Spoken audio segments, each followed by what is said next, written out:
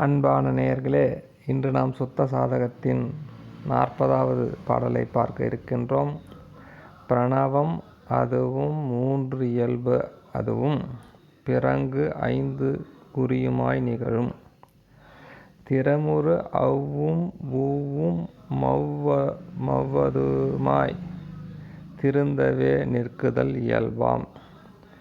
உறமுறு நவ்வும் மவ்வும் சியும் ஓங்கிய வவ்வும் யவ்வதுவும் விரவுறு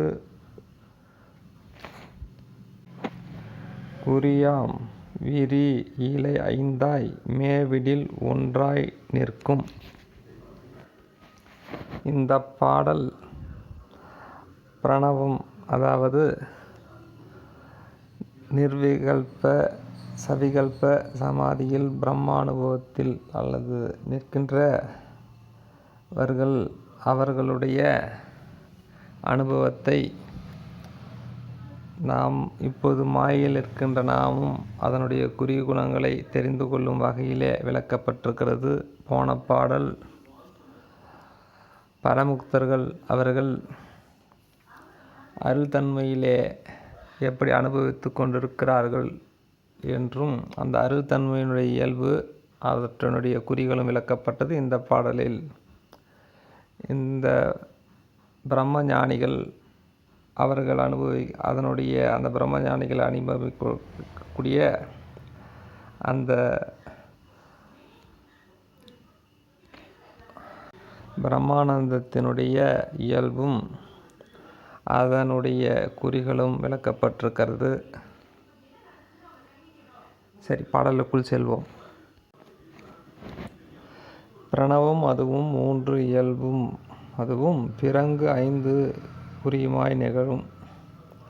அதாவது அந்த பிரணவத்தினுடைய இயல்பு 3 பிறங்கு 5 குறியுமாய் நிகழும் என்பது அதனுடைய குறிகள் 5ஆக பிறரால் உணரப்படும். அடுத்த வரி திறமுறு அவ்வும் ஊவும் மவ்வதுமாய் திருந்தவே நிற்குதல் இயல்பாம்.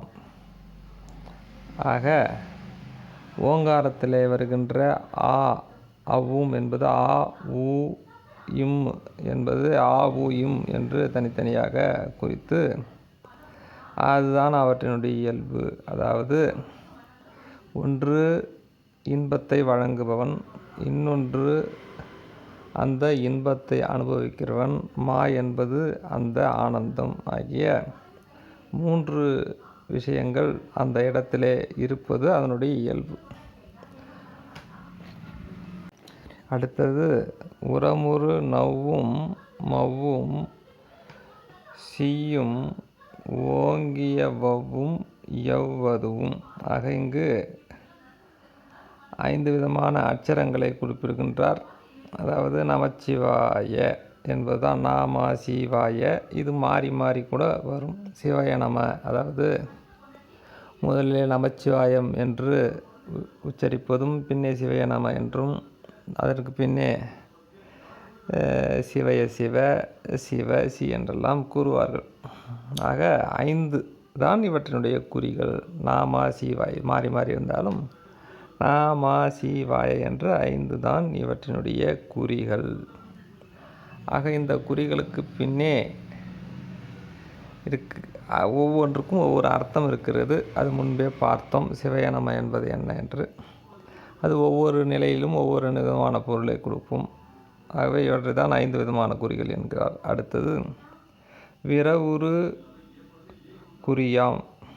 விரவுறு என்றால் பொருந்திய. விரவுறு குறியாம் விரி இலை 5ஆய்.